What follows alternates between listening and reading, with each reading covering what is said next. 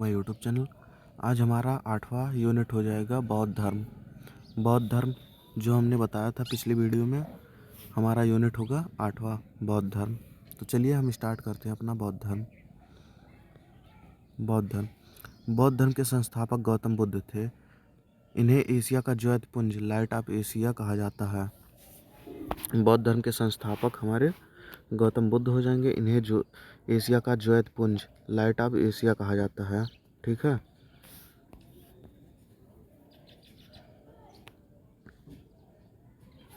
फिर इसके बाद है गौतम बुद्ध का जन्म 563 ईसा पूर्व में कपिलवस्तु के लुम्बिनी नामक स्थान पर हुआ था। इनका जन्म 563 ईसा पूर्व में कपिलवस्तु के लुम्बिनी नामक स्थान पर हुआ था। कपिलवस्तु लुम्बिनी कहाँ है इस समय? तो नेपाल में है। फिर है इनके पिता शुद्धोधन साकगढ़ के मुखिया थे। इनके पिता शुद्धोधन साकगढ़ के मुखिया थे। फिर है इनकी माता का नाम माया देवी। इनकी माता का नाम माया देवी, जिनकी मृत्यु इनके जन्म के 7वें दिन ही हो गई थी। इनका लालन पालन इनकी सौतेली माँ प्रजापति गौतमी ने किया। सौतेली माँ नहीं, प्रजापति गौतमी। सौतेली माँ कहेंगे तो इनकी मौसी थी, प्रजापति गौतमी इनकी मौसी थी। ठीक है। फिर इसके बाद है इनके बचपन का नाम सिद्धार्थ था। इनके बचपन का क्या नाम था? तो इनके बचपन का नाम सिद्धार्थ था। फिर है गौतम बुद्ध का विवाह 16 वर्ष की अवस्था में यशोधरा के साथ हुआ। गौतम बुद्ध का विवाह 16 वर्ष की अवस्था में यशोधरा के साथ हुआ। फिर गौतम बुद्ध का विवाह 16 वर्ष की अवस्था में यशोधरा के साथ हुआ तथा इनके पुत्र का नाम राहुल था। इनके पुत्र का क्या नाम था? राहुल।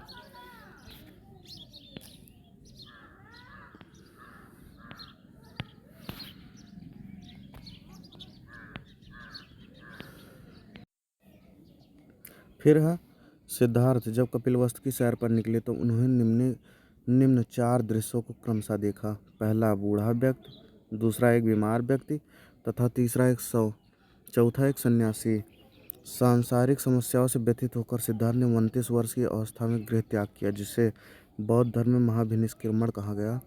इन्होंने सांसारिक समस्याओं से व्यथित होकर सिद्धार्थ ने 29 वर्ष की अवस्था में गृह त्याग दिया, जिसे हम बौद्ध धर्म में महाभिनिष्क्रमण कहा गया। अगर क्वेश्चन आता है कि सिद्धार्थ ने अपना कितने वर्ष में गृह त्याग दिया, तो 29 वर्ष की अवस्था में गृह त्याग दिया। फिर है नीचे है गृह त्याग करने के बाद सिद्धार्थ बुद्ध ने वैशाली के अलार कलाम से सांख्य दर्शन की शिक्षा ग्रहण की। इनके प्रथम गुरु का नाम क्या था? तो अलार कलाम। फिर अलार कलाम सिद्धार्थ के प्रथम गुरु हुए। अलार कलाम सिद्धार्थ के प्रथम गुरु हुए। अलार कलाम के बाद सिद्धार्थ ने राजगीर के रुद्रकराम पुत्र से शिक्षा ग्रहण की। फिर है उरुवेला में सिद्धार्थ को कौंडिन्य, वंपा, भादिया, महानामा एवं असागी नामक 5 साधक मिले। फिर है बिना अन्न जल ग्रहण किए 6 वर्ष की कठिन तपस्या के बाद 35 वर्ष की आयु में वैशाख की पूर्णिमा की रात पूर्णिमा की नदी निरंजना फल्गु नदी के किनारे पीपल वृक्ष के नीचे सिद्धार्थ को ज्ञान की प्राप्ति हो गई।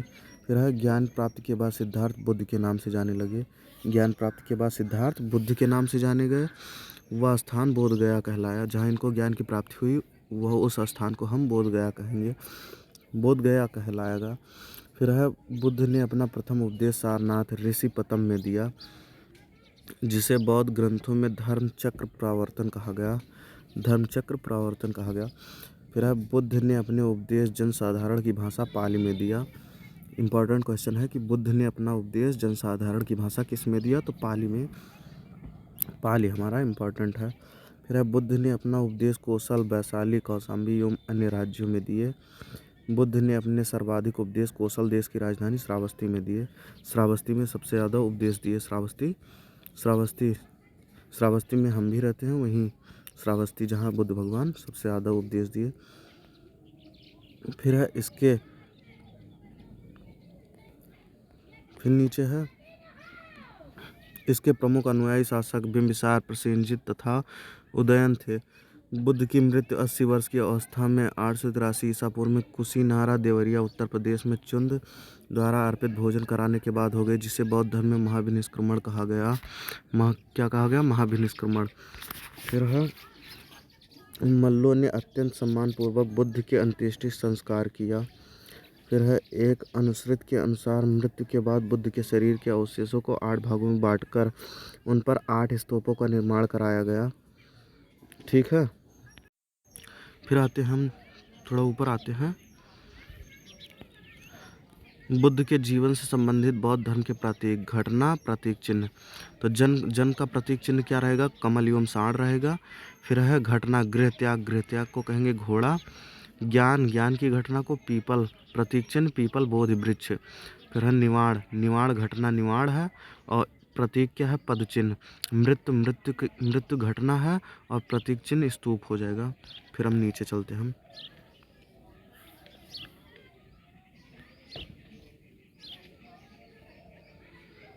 फिर आते हैं हम बुद्ध के जन्म एवं मृत्यु की तिथि को चीनी परंपरा के कैंटोन अभिलेख के आधार पर निश्चित किया गया। ठीक है।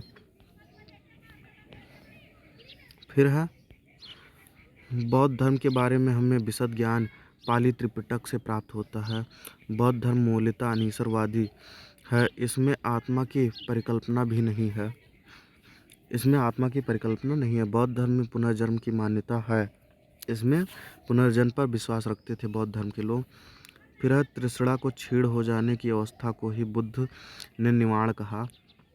फिर है विश्व दुखों से भरा है, यह सिद्धांत बुद्ध ने उपनिषद से लिया।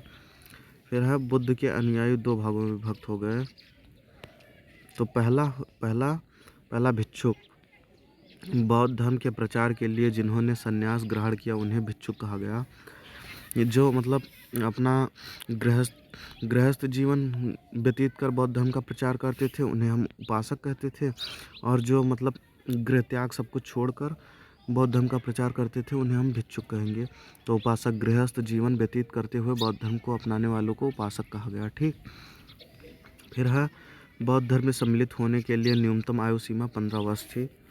बौद्ध संघ में सम्मिलित जो मतलब होते थे उनकी आयु सीमा कितनी? 15 वर्ष होती थी। फिर है बौद्ध संघ में प्रविष्ट होने की उपसंपदा कहा जाता है। बौद्ध धर्म के त्रिरत्न हैं बुद्ध, धम्म एवं संघ। बौद्ध धर्म के त्रिरत्न कौन कौन है? बुद्ध, धम्म एवं संघ। फिर नीचे आते हैं हम,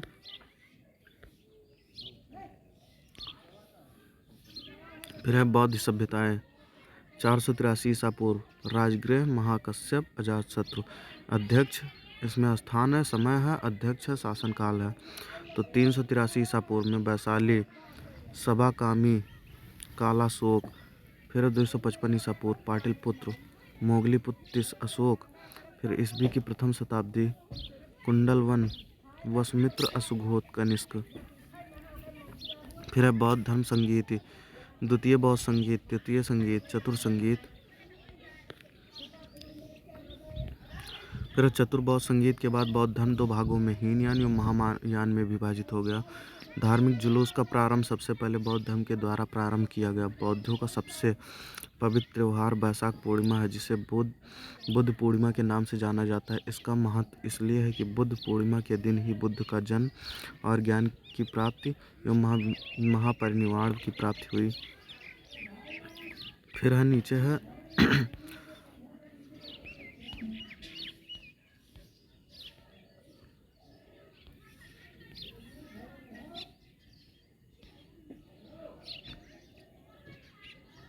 फिर है बुद्ध ने सांसारिक दुखों के संबंध में चार सत्यों का उपदेश दिया। ये है दुख समुदाय, दुख निरोध ज्ञानी प्रतिस्पर्धा।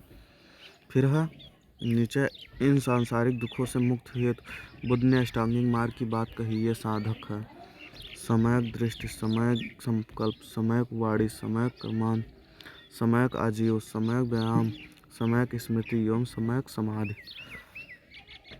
बुद्ध के अनुसार अष्टांगिक मार्गों के पालन करने के उपरांत मनुष्य की भव तृष्णा नष्ट हो जाती है और उसे निवाण प्राप्त हो जाता है।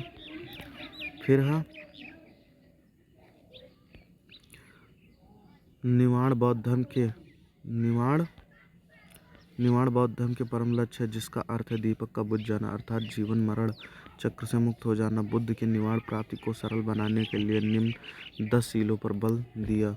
पहला अहिंसा, दूसरा सत्य, तीसरा अस्तेय, चोरी न करना, चौथा अपरिग्रह, किसी प्रकार की संपत्ति न रखना। फिर पांचवा है मद सेवन करना, असमय भोजन न करना, सुखप्रद बिस्तर पर नहीं सोना। फिर है आठवां धन संचय न करना, नौवां है स्त्रियों से दूर रहना और 10वां नृत्य ज्ञान आदि से दूर रहना। गृहस्थों के लिए केवल 5 शील तथा भिक्षुओं के लिए 10 शील मानना अनिवार्य था। फिर है नीचे है, फिर है बुद्ध ने मध्यम मार्ग माध्यम प्रतिपदा का उपदेश दिया। अनीश्वरवादी के संबंध में बौद्ध धर्म ने जैन धर्म में समानता है। जातक कथाएं प्रदर्शित करती है कि बोधिसत्व का अवतार मनुष्य रूप में भी हो सकता है तथा पशुओं के रूप में भी।